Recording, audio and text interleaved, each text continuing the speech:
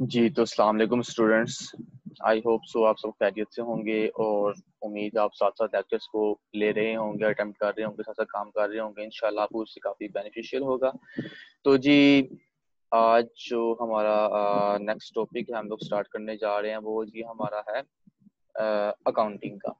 Accounting basically ये वो accounting होगी आपकी जिसको हम कहते हैं ब्रिटिश अकाउंटिंग होगी आपकी, और यहाँ पर इसको हम अजीम अकेडमी के नाम से जानते हैं।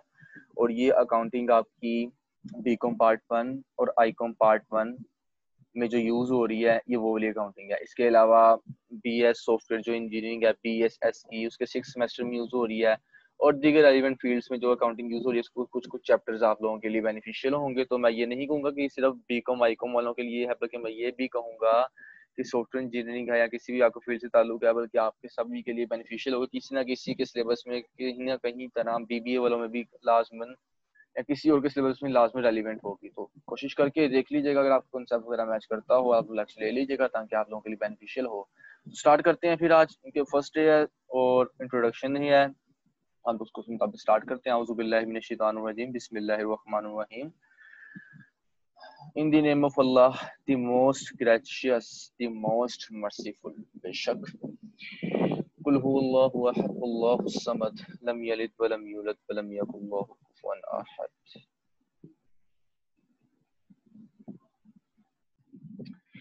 तो स्टूडेंट्स आज चूंकि हमारा लेक्चर होगा अकाउंटिंग के फर्स्ट लेक्चर होगा, introductory lecture, accounting initiative approach. और इसमें हम लोग जो से टॉपिक्स कवर करेंगे मैं आपसे पहले वो डिस्कस कर लेता हूँ। स्टूडेंट्स इसमें हमारे जो टॉपिक्स कवर अप होंगे, चूंकि ब्रिटिश अकाउंटिंग का, मैं कोशिश करूंगा कि मैं इसका लेक्चर इस तरह से अटेम्प्ट करूं, इस तरह से मतलब मैं आपको लेक्चर करवाऊं, मैं आपको पढ़ाऊं कि आप लोग चाहे आईकॉम में या चाहे आप बीकॉम या चाहे सीकॉम में हैं या फिर चाहे आप बीकॉम कर रहे हैं, आप एमकॉम कर रहे हैं, आप बीएस सॉफ्टवेयर इंजीनियरिंग कर रहे हैं, कोई भी आप कर रहे हैं, आप सभी के लिए वो बेनिफिशियल हो। तो इसमें हम लोग बेसिकली जो बेसिक चैप्टर्स हैं जो पास होने के लिए लाजमन होते हैं, लाइक बिल्स ऑफ एक्सचेंज है आपका चैप्टर नंबर 6, बीआरएस आपका चैप्टर नंबर 8, और दीगर आपका final accounts I hope so chapter number 11 है एडजस्टमेंट्स वाला।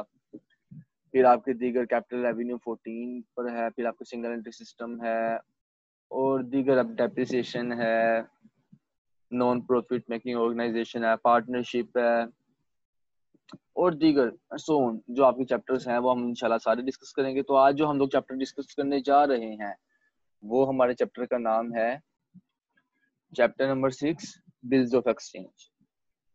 तो स्टूडेंट्स ये आपका बिल्स ऑफ एक्सचेंज का चैप्टर है।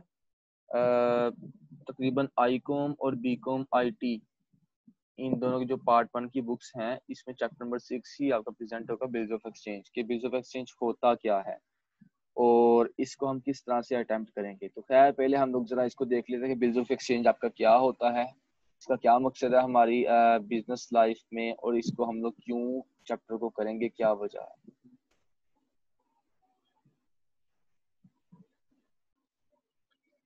जी तो स्टूडेंट्स बिल्स ऑफ एक्सचेंज, इसका हम इंट्रोडक्शन देखते हैं। मायने के लिहाज से बिल्स मतलब आप सिंपल में लेते हो बिल, या हम इसको अकाउंटिंग टर्म में कहते हैं हुंडी। क्या कहते हैं? हुंडी। ऑफ का मतलब का या की जो ग्रामर की रूल से होता है, और एक्सचेंज का मतलब होता है तबादला, इंटर एक्सचेंज, एक्सटर्नल एक्सचेंज, जो भी आपके एक्सचेंज वगैरह होते हैं। तो इनका हम अगर मतलब देखें तो बन गया हुंडी का तबादला। और बेसिकली इसमें दो पार्टीज आपकी इन्वॉल्व होती हैं स्टार्ट में, और दोनों पार्टीज को बेसिकली हम लोग डिस्कस करें तो एक का नाम है ड्रार और दूसरी का नाम है ड्राई। एक को हम कहते हैं सेलर और दूसरे को हम कहते हैं बायर। तो खैर ड्रार की डेफिनेशन क्या, अगर हम सिंपल वर्ड्स में इसको बयान करें तो a person who draws a bill of exchange is called ड्रार। जो बिल ऑफ एक्सचेंज ड्रा करेगा उसको हम ड्रार कहेंगे। ड्राई कौन है जी? A person to whom a bill of exchange is drawn. वो पर्सन जो बिल ऑफ एक्सचेंज जिस पर ड्रा किया जाएगा उसको हम ड्राई कहेंगे।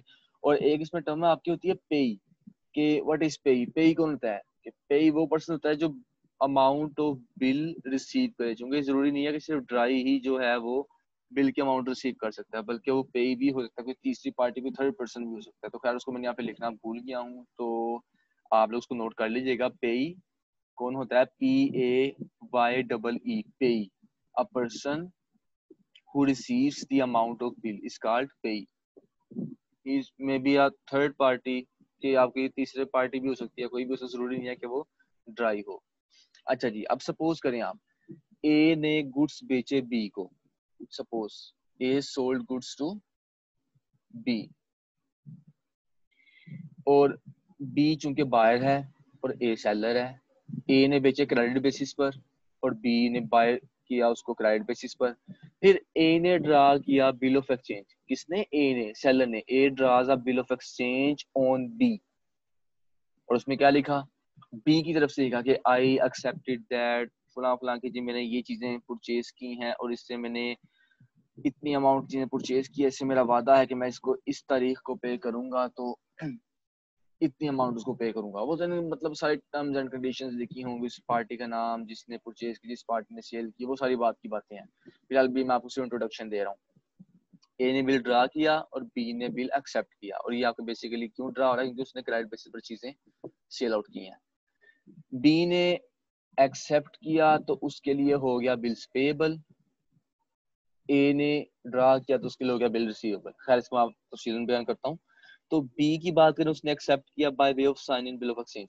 ए ने ड्रा कर कर लिख कर, एक बी की तरफ से लिख कर सब कुछ बी के पास बिल भेजा, और बी ने उसको पढ़ा कि जी हाँ ये सारी बातें ठीक हैं, इतनी देर में पैसे दे सकता हूँ, इस तरह से मैं दे सकता हूँ। उसने ऊपर साइन कर दिए।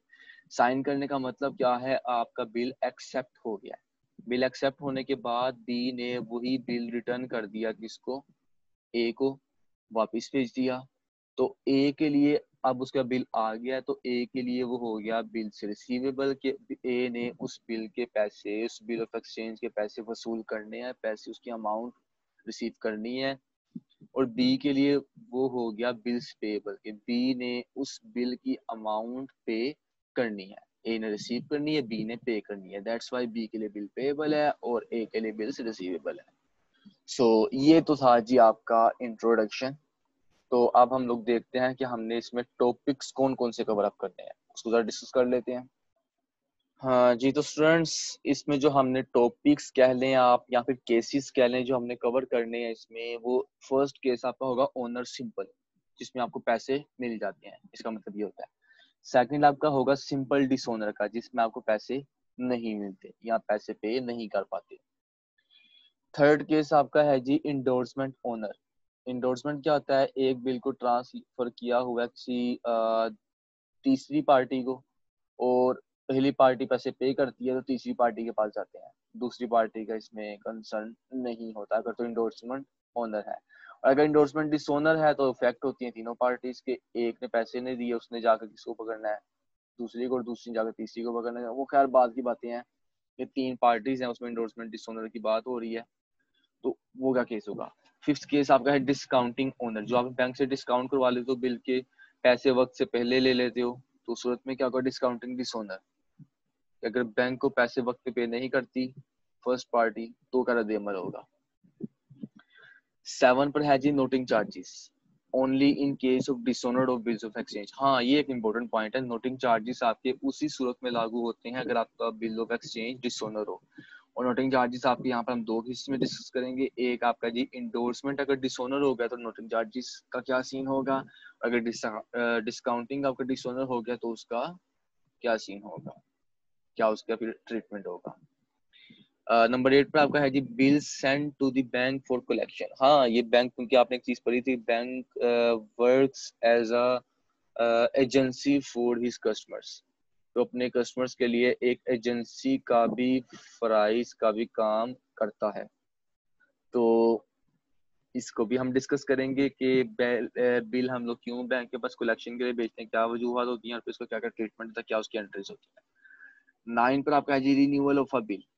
ये बिल को रिन्यू कर देना, मतलब एक अमाउंट, एक ओल्ड बिल था उसको कैंसिल करके एक न्यू बिल प्रिपेयर कर देना, उसको ड्रा कर देना।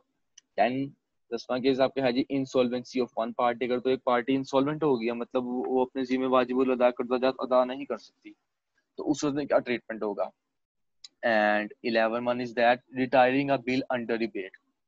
क्या आपने बिल को रिटायर कर दिया, इसका मतलब है कि अंडर अ डिबेट का मतलब क्या है कि आपको कंसेशन मिली है फ्रॉम ड्रार, कि आपने ड्रार के बिल की अमाउंट सपोज करें 20,000 थी, उसको आपने 2 माह बाद पे करने थे, लेकिन आपने उसको 1 माह के अंदर पे कर दिया, तो उसकी सूरत में खुशी से ही आपको अगर 10%, 5%, 3%, 4% आपको छोड़ देता है, कहते हैं रिबेट, तो उसको हम कहते हैं रिटर्निंग का बिल अंडर रिबेट, उसका क्या ट्रीटमेंट होगा। तो खैर ये कुछ मोटे मोटे मैंने केसेस निकाले हैं, तकरीबन आपके 11 बनते हैं टोटल। आपका आई.कॉम और बी.कॉम आई.टी का, बल्कि सॉफ्टवेयर इंजीनियरिंग जो BSSE कर रहे हैं, उनको मुझे रिक्वेस्ट की गई थी एक मेरे, मैं सीनियर ही कहूँगा अपने, खैर जो भी हैं, एक स्टूडेंट की मेरी तरफ बात रिक्वेस्ट है थी, क्योंकि वो सॉफ्टवेयर इंजीनियरिंग के स्टूडेंट हैं और 6 सेमेस्टर है उनका, तो उन्हीं की वजह से खैर मैंने ये स्टार्ट किया है। तो अब साथ साथ आप लोगों को भी फायदा हो जाएगा कॉमर्स के स्टूडेंट्स का।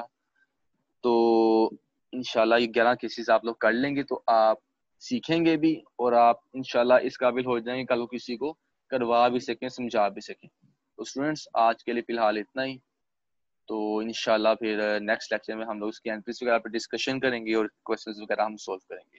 Thank you, take care of yourself, अल्लाह हाफिज।